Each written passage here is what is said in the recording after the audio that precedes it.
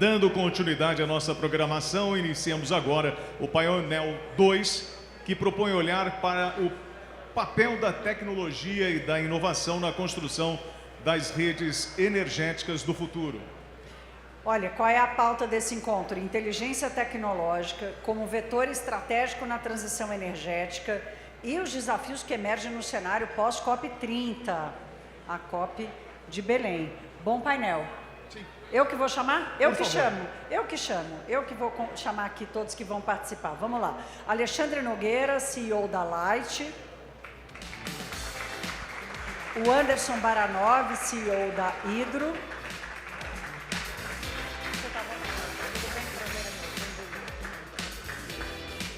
O Renato Galupo, que é conselheiro de administração da Petrobras.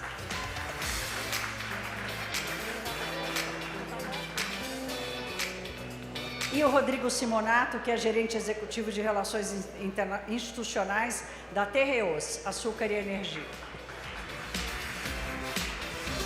Bom painel.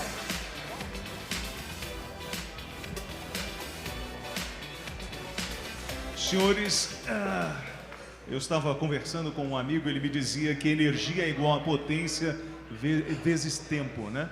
E eu preciso da ajuda dos senhores para equalizar essa conta. E a minha primeira provocação vai para o Anderson Baranov. Você tem 5 minutos para falar sobre o tema. As fontes renováveis representarão até 50% da matriz energética brasileira até 2030 e até 90% até 2050. O Brasil tem tudo para ser líder na transição energética quando olhamos para o futuro? Opa, está aberto? Na lateral. Alô, alô. Boa tarde a todos. William, obrigado pelo convite. Aqui com meus colegas panelistas. Estou aqui para aprender com vocês também. Bom, a resposta é sim. Temos todo o potencial, mas temos muito para fazer. Então, a gente já falou aqui, teve uns painéis anteriores falando das dificuldades de regulação, segurança jurídica, tudo que o Brasil passa. E esse é um ponto que preocupa muito a indústria, principalmente uma indústria como a minha, que vem de um país norueguês, de investimentos, tradição de planejamento e tudo mais. Então, a gente fala muito de segurança jurídica, fala muito das oportunidades que temos no Brasil para investir, e temos, mas eu queria trazer um tema mais polêmico aqui hoje. Vou dar um exemplo que nós temos hoje. Há alguns anos atrás, a gente investiu em energia renovável, por exemplo, dentro da regra que tinha o mercado. E dentro disso aí investimos 12,6 bilhões em energia renovável, eólica, solar e também na descarbonização do nosso processo. Porém, veio mudanças regulatórias que atrapalham o nosso dia a dia. Então, a Hidro investiu em autoprodução. E quando ela investiu em autoprodução, ela se preparou para que esse investimento fosse para o próprio consumo. Como eletrointensivo, você há de convir que eu estou, além de proteger no meu negócio, eu estou contribuindo com o sistema, desonerando ou aliviando a carga do sistema. E aí veio, por exemplo, o curtailment. Quer dizer, eu tenho um caso específico onde eu vou usar a energia que eu mesmo estou produzindo, mas o curtailment foi lá e pegou o meu caso específico e agora nós estamos aí na 1304 discutindo. Então, o que eu quero dizer com isso? Que a gente tem todo o potencial, mas a gente precisa trabalhar em planejamento, trabalhar em transparência, trabalhar em comunicação, porque até o próprio deputado estava aqui hoje, ele colocou, não chega claro para ele os diversos interesses que temos no mercado. E até como sociedade, eu acho que a gente tem que mudar um pouco, porque se fica todo mundo puxando a corda para o seu lado, você não está vendo o que é melhor para o país como um todo. Então, a gente chega uma hora que a gente, como sociedade, tem que parar e discutir o que é melhor para o Brasil em termos de energia. Eu digo para você, eu vejo muitos projetos de sucesso hoje no Brasil e até com uma certa... Uma parte que ajuda a sociedade, que é o gás para o povo, por exemplo, a tarifa social, perfeito. Mas como vamos fazer para baratear para a indústria? Porque se você barateia para a indústria, você torna a indústria brasileira competitiva. E você tornando a indústria brasileira competitiva, você aumenta emprego, você aumenta divisas, você aumenta vários fatores que fazem com que a gente possa ter essa demanda maior. você vai resolver aumentando a demanda. Aí eu falo para você, por que a gente não vai trabalhar, em vez de estar discutindo, puxa para cá, quem paga isso, paga aquilo, por que a gente não obriga a verticalização das indústrias brasileiras? Para você aumentar o consumo e usar toda essa energia de qualidade. E, logicamente, só terminando esse ponto que você colocou, o investimento em infraestrutura. Isso é básico. Temos que investir em infraestrutura para que a gente possa usufruir desse potencial todo, linhas de transmissão e etc. Então, eu concluo minha fala com essa polêmica. Sim, tem uma provocação para o Alexandre Nogueira, CEO do Grupo Light. O Brasil possui uma das matrizes mais limpas do mundo e um potencial renovável extraordinário, mas ainda enfrenta desperdício de energia solar e eólica por falta de infraestrutura adequada. Como otimizar a geração e distribuição de energia, garantindo maior eficiência, confiabilidade e sustentabilidade? 5 minutos.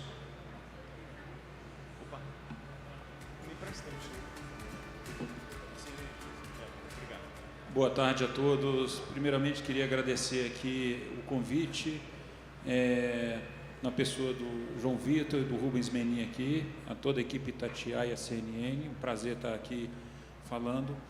Você falou uma palavra que no mundo hoje está escassa, desperdício de energia.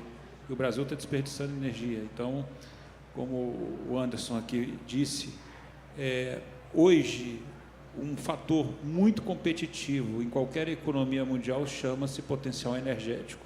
Isso o Brasil tem. Qual o problema do Brasil? O Brasil, o sistema elétrico, foi falado aqui tanto pelo Rubens quanto no primeiro painel, o sistema elétrico passou nos últimos poucos anos passados por uma completa revolução no que concerne a sua física, ao seu arranjo físico. Antes você tinha um sistema unilateral, ou seja, unidirecional, onde saía da geradora, transmissora, distribuidora, consumidor. Hoje você tem um sistema multidirecional, né? O maior exemplo são os telhadinhos elétricos, que o consumidor hoje ele não só consome, mas ele também produz sua energia. E o que aconteceu no Brasil nesses últimos anos? Simplesmente uma entrada enorme de energias, sobretudo de característica intermitente, solar e eólica. E isso faz com que um país de dimensões continentais, onde você tem uma geração do painelzinho solar muito incidente durante o dia, não faça com que a energia que está sendo produzida do norte, sobretudo do nordeste do país, possa se escoar para grandes mercados consumidores como o sul-sudeste. Então, gera esse problema onde o elétron, né, produzido lá não chega até o consumo. Bom, isso é um problema específico do Brasil? Não. Grandes países no mundo, vou dar um exemplo aqui de um estado americano da Califórnia, que tem um consumo energético maior que o Brasil, só para se ter uma noção, e também a China. Esses dois exemplos, né, e a gente tem que aprender com o que está dando certo. O que eles fizeram? Eles fizeram investimento em armazenamento, ou seja, o elétron desperdiçado, ou seja, o elétron que é produzido, mas não chega ao consumo, ele não pode deixar de ser útil, ele tem que ser armazenado em alguma forma. Mas o que nós temos que fazer? Hoje nós temos sistema de armazenamento tanto de origem mineral quanto de origem natural. Natural, um exemplo, são as usinas reversíveis, né? Que a gente pode fazer. E o que tem de novo? A MP 1304 trouxe todo esse arcabouço em termos de você poder armazenar energia em determinado momento do dia e essa energia ela ser utilizada em outro momento do dia, tá? Mas o que nós temos que levar isso em conta? No primeiro painel foi discutido muito isso, uma regulamentação que, obviamente, todo esse arcabouço, ele tem que olhar casos específicos, como o Anderson colocou aqui um caso específico dele, mas também ele tem que olhar, no final, o que o consumidor pode pagar e deve pagar em prol do setor elétrico. Então, assim, respondendo a sua pergunta, o que nós temos que fazer? O sistema está em plena mudança, nós temos que mudar também, e fomentar essas novas tecnologias, mas até o ponto também que essas tecnologias elas possam ter razoabilidade na sua aplicação e também caber no bolso do consumidor, que é quem paga a conta no final do dia, né? Obrigado. Bom, já que você falou na regulamentação, Rodrigo Simonato, RI da Terreos, o impacto da regulação e a competitividade industrial. A economia global está migrando para processos produtivos de baixo carbono. Ao fortalecer redes, inovação tecnológica e mecanismos de armazenamento, o país amplia sua capacidade de atrair investimentos internacionais e se posiciona como destino privilegiado para parques industriais sustentáveis. Qual o impacto da regulação na competitividade industrial no futuro? Bom, boa tarde. Agradecer, parabenizar a Itatiaia e a CNN pelo evento, a importância do tema que a gente está discutindo aqui. Obrigado, João Vitor, Bruno. Desejo muito outros eventos como esse. Muito se falou aqui, né? Eu estava ali assistindo os painéis anteriores e todo mundo falou em regulação, falou em data center no Brasil. Eu falei assim, nossa, vai sobrar nada para mim, né? E aí eu pensei em dar um exemplo prático, um bom exemplo de como a regulação bem feita, ela expande os negócios, ela desenvolve o país. E eu estou querendo falar disso porque nós estamos falando da MP, e a MP hoje, né, a 1304, ela tenta arrumar muito da casa. Nós estamos falando muito pouca coisa, fora o armazenamento, nós estamos falando muito pouca coisa de negócios à frente. Nós temos, por exemplo, hoje o setor de biomassa, da cana-de-açúcar, suco energético. Há 15 anos atrás, ninguém pensaria que 9% da geração de energia elétrica brasileira viria dessa fonte, né? Foram feitos investimentos, mas teve uma base regulatória que previu todo esse investimento, que foi possível o avanço tecnológico. No nosso setor ainda, que também é energia, mas em biocombustíveis, nós temos aí exemplo como o Congresso produziu, o Ministério de Minas e Energia apoia e regulamenta, temos toda a sociedade aprovando esse setor, que é o combustível do futuro. O combustível do futuro estabeleceu um SAF, um combustível de aviação sustentável, que permite a Petrobras hoje, como a presidente está dizendo, vai fornecer aquela meta de 1% via SAF. A regulamentação foi anterior. Nós estamos falando de hidrogênio verde na mesma regulamentação, nós estamos falando de biometano. Então, essa regulamentação é que precisa dar o norte, prever essa segurança técnica. Nós temos na energia elétrica ainda, nesse exemplo, que impacta muito o nosso setor, que o Adriano falou um pouco aí, mas de serviços ancilares, que basicamente é regulamentar serviços de geração, energia elétrica distintas do que a geração, distribuição e transmissão. São energia elétrica que podem ser despacháveis de uma hora para outra, que podem ter uma potência específica, e aí isso vai ser regulamentado e vai ser precificado diferente. Se a energia hidrelétrica hoje ela entra em socorro do sistema elétrico, ela tem um valor a mais. Então, o mesmo espaço com a biomassa. Nós temos que avançar em olhar para frente, assim que resolver o futuro, o passado, óbvio, né? Bom, Renato Galupo, conselheiro de administração da Petrobras. A gente falou da matriz energética, falou da distribuição, falou da regulamentação e o consumidor do futuro. Quem é esse homem? Quem é essa mulher? O consumidor passa a ter papel central no sistema elétrico. Ele pode produzir, armazenar, vender energia ou ajustar seu consumo. O consumidor deixa de ser apenas um ponto final de energia e se torna parte da solução para a estabilidade, flexibilidade e sustentabilidade do sistema? Boa tarde. Inicialmente eu gostaria de cumprimentar a Itatiaia e a CNN pelo evento. O Elos já é um evento consolidado na agenda corporativa de Minas, então quero deixar aqui meus cumprimentos ao Rubens Menin, ao João Vitor, pelo sucesso que tem sido o Elos. Mas respondendo a sua pergunta, sim, em certa medida a resposta já está na pergunta. A questão é que quando se fala nesse novo consumidor de energia, todo mundo pensa na figura do consumidor gerador. O consumidor, o telhadinho solar, como mencionou aqui o Alexandre. é aquele consumidor que deixou de ser o consumidor passivo e passou a produzir a sua própria energia, se valendo das novas tecnologias de geração distribuída, smart grids, tecnologias de armazenamento. Tudo isso faz com que esse tema ganhe importância. A figura do consumidor gerador, assim define a Lei 14.300, que é o marco legal da geração distribuída, chama esse consumidor de consumidor gerador. E ela estabelece lá o sistema de compensação, que é a forma como ele é remunerado, né? Ele é remunerado através de um crédito da energia que ele produz, que é descontado no gasto de energia que ele tem. Muitas vezes isso gera até receita para esse pequeno produtor, para o micro ou para o mini gerador.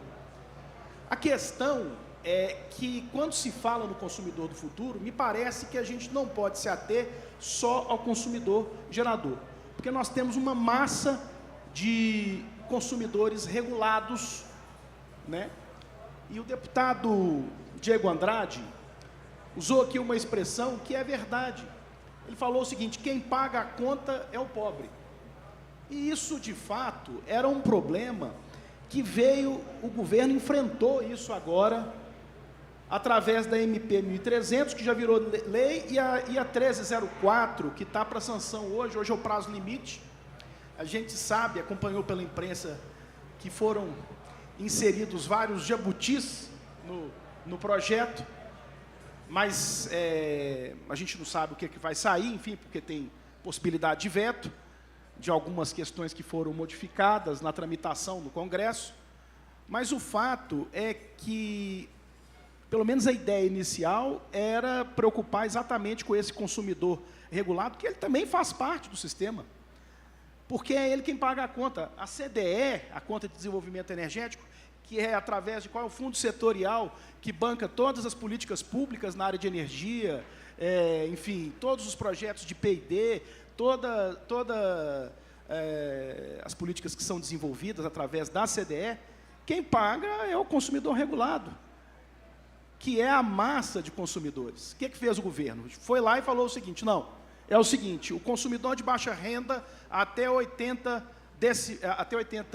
quilowatts está isento da conta de luz. O consumidor de baixa renda até 120 quilowatts não está isento, mas está isento da CDE, então ele também vai ter um desconto na conta de luz. E a grande novidade foi a ampliação, a abertura do mercado livre, para toda essa massa de consumidores regulados, porque já existia o mercado livre para o grande consumidor, mas para ele não existia. Isso é uma tendência mundial e acho que isso sim vai ser uma revolução. Então, o que eu estou querendo dizer? É que quando a gente fala desse consumidor do futuro, a gente não pode pensar só no consumidor gerador. A gente tem que pensar também nesse consumidor regulado, e me parece que agora essa questão foi enfrentada. Eu não vou dizer que isso foi resolvido, esse problema, porque pobreza é um problema que não vai se resolver da noite para o dia, não vai se resolver com medida provisória. Mas pelo menos foi mitigado esse problema ao se enfrentar e ao se possibilitar essa justiça tarifária, né, para o consumidor de baixa renda, e não só para ele, mas também para o consumidor residencial, que não tem o seu telhado fotovoltaico, para o pequeno comerciante, para o pequeno industrial, que também tem o seu papel importante na economia e que estavam numa situação de desequilíbrio tarifário que eu acho que vai ser mitigado. Então, assim, essa é a minha impressão inicial sobre isso. Bom, vou fazer uma provocação. Anderson, você tem 1 minuto e 30 para tuas conclusões sobre o que você ouviu aqui nesse painel. Bom, obrigado. Já estou encerrando a minha fala, então eu vou agradecer aqui a Itatiaia, a CNN, o João Vitor, o Bruno, Menin, pelo convite. Muito bom estar aqui pela primeira vez no Elos. Venho acompanhando aí pelas mídias sociais e achei muito interessante que a Hidro, que não é de Minas Gerais, pudesse fazer parte. Bom, tudo que foi falado aqui foi falado por professores para mim. Eu não sou um cara com foco na energia, mas eu prefiro aproveitar esse momento para falar do legado que esse tipo de evento traz. Porque eu tive na COP agora em Belém, onde é a nossa matriz, E esse tipo de discussão, de diálogo, traz o que a gente chama de provocação. Eu sempre digo, e eu acho que nós estamos chegando num momento de sociedade diferente. Eu sempre peço para as pessoas fazerem parte da solução, não do problema. Então, eu acho que esse é um grande momento que a gente tem. O Brasil, não só na energia, mas na mineração, na agricultura, se destacando. Então, temos uma oportunidade única hoje de resolver esse país, de melhorar através da energia. Eu acho que a energia é a solução para esse país. Porque se você aumenta consumo, se você regula bem, você tem os investimentos.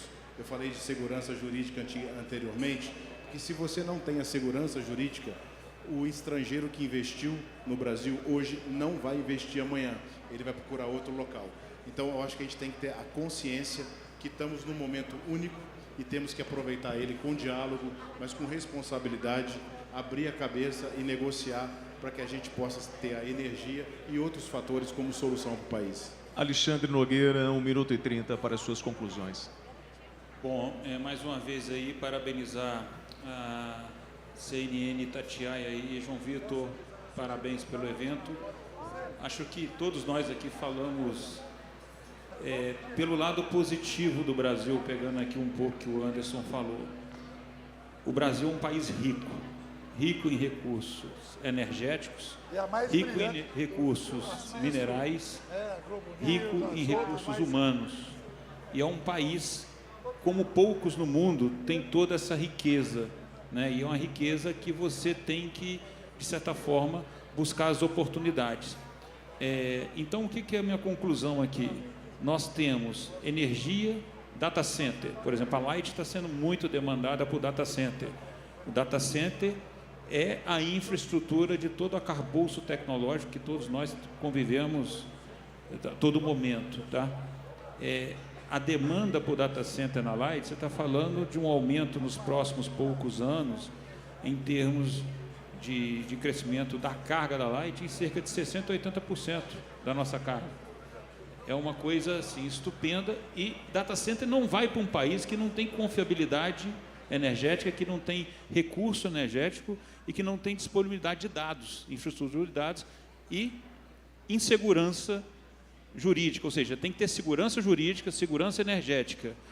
Tudo isso conjugado, você está falando assim, oportunidades. E o Renato trouxe uma coisa muito interessante, que é um debate muito mais que todos nós, eu como distribuidor também estou 100% envolvido, que é da questão alocativa, até quando que cabe na conta do consumidor, que a gente também tem que ir um outro lado, de olhar até quando tudo isso, essa infraestrutura, vai ser jogada para o consumidor tem que pagar, então por isso que a gente tem que ter razoabilidade em alocação, mas ao mesmo tempo a gente tem uma palavra chamada oportunidade.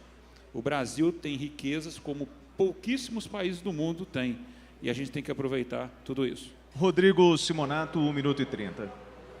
Bem, eu vou puxar um gancho que o Rubens Menin falou, o presidente Magna também falou, que é esses pilares que são tanto o agro quanto o setor de energia, né? E eu, na verdade, quero dizer que o agro é energia. No final das contas, o alimento é energia e os seus outros produtos são energia, como etanol, biometano, os óleos demais que você usa, tanto da proteína animal, que tem o óleo de sobras, quanto do milho. E isso traz essa característica do país. E, paradoxalmente, é o que nos atrapalha. Nós vivemos um bom problema, que é um excesso de energia. Como é que a gente regula, como é que a gente canaliza da melhor forma possível. Hoje a gente vive numa selva de pedra. Quem sobrevive, quem luta, e acaba aquela tecnologia prevalecendo. Nos falta, talvez, um pouco mais de calma e orientação para dizer, olha, não, nós precisamos, para este setor, esse tipo de energia. Nós precisamos, no norte do Brasil, ainda, mais rede de infraestrutura de transmissão. No sul do país, não, podemos ter uma rede, um grid mais misto. Acho que um olhar mais estratégico sobre o setor, no futuro, e aí, parafraseando o combustível do futuro, a energia do futuro, é o que a gente precisa. Bom, Renato Galupo, 1 minuto e 30 para as suas conclusões. Bom, eu gostaria mais uma vez de agradecer a oportunidade, mais uma vez deixar aqui meus cumprimentos à organização do evento e dizer o seguinte, todo mundo tem consciência do potencial energético que o Brasil tem. Esses desafios regulatórios, de infraestrutura, eles vêm sendo enfrentados, eu tenho a impressão que tem melhorado bastante. O que a gente precisa mesmo é ter a consciência de que nós ou criamos um ambiente favorável aos investimentos, ou o Brasil vai realmente perder uma grande oportunidade. Eu acredito que essas novas tecnologias e esse novo ambiente regulatório, ele caminha no sentido de nos dar um bom horizonte. O diretor Gentil falou aqui, por exemplo, sobre a figura do armazenador, que agora surge na MP 1304, e que vai nos permitir ter maior confiabilidade no sistema. Tudo isso nos permite ver um ambiente muito favorável. Por isso eu acho que agora o momento, de fato, é de continuar trabalhando no sentido de melhorar a nossa infraestrutura, corrigindo esses gaps onde eles existem, né? E acreditando no potencial energético que o Brasil tem. A nossa matriz energética é uma das mais limpas do mundo. Outro dia eu vi um dado que me chamou a atenção. A geração de energia, ela consome, ela é responsável, melhor dizendo, por 25% das emissões brasileiras. A maior parte das nossas emissões não é responsabilidade da geração de energia. É o uso e ocupação do solo, crescimento urbano desordenado, queimadas, desmatamento, é o agronegócio. Então, no Brasil, eu posso dizer, o responsável, eu ia usar a palavra vilão, mas essa palavra não é boa. O responsável maior pelas emissões não é o setor de geração de energia. E isso mostra que nós estamos no caminho certo. Senhores, eu tinha 25 minutos para conversar com os senhores sobre redes do futuro, inteligência e tecnologia na transição energética após COP30. E eu falava sobre a fórmula da energia. Energia é igual a potência vezes tempo. Os senhores produziram conhecimento aqui através dessa potência intelectual e da vivência dos senhores, e nós aproveitamos bem esse tempo. Eu dou por encerrado esse painel 2. Muito obrigado pela gentileza dos senhores. Muito obrigado.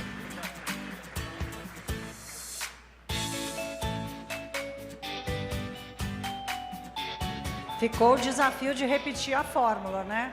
No próximo painel, que vai ser também o nosso último. Obrigada a todos.